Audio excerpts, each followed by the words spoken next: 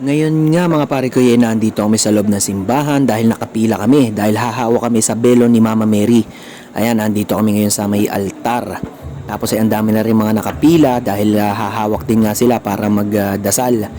So ngayon lang ako nakapila dito nga at ngayon ko lang magagawa to. Ayan may mga nauna nga sa amin na humahawak na.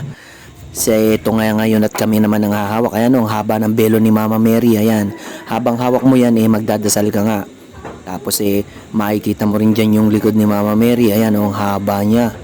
Ayan, halos lahat ng mga tao humahawak dyan. Tapos ito yung panalangin habang hawak mo yung belo ni Mama Mary. Yan ang sasabihin mo at pwede rin naman na may sarili kang kahilingan. So tapos na nga kami mga pare ko. Pababa na kami na ay mahal. Bali, kung makikita nyo nga, ang dami na nga tao sa simbahan dahil may misa nga ngayon. So yung mga iba, mga nakapila pa, ang dami pa rin talagang taong gustong humawak sa belo ni Mama Mary.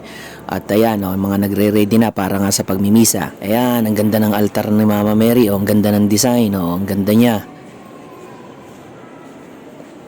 So wala mga parat, nangyari nga ayun, nakapunta na kami ng simbahan, nakahawak na kami kay Mama Mary.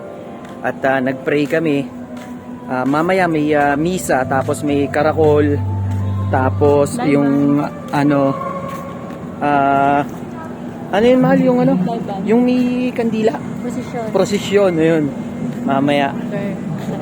So nakasama rin talaga yung yung panahon dahil ang ganda ng panahon talaga kasi sobrang kulimlim kaya nakaka-enjoy maggala dito. Tapos ayun nga habang humahapon dumadami yung tao.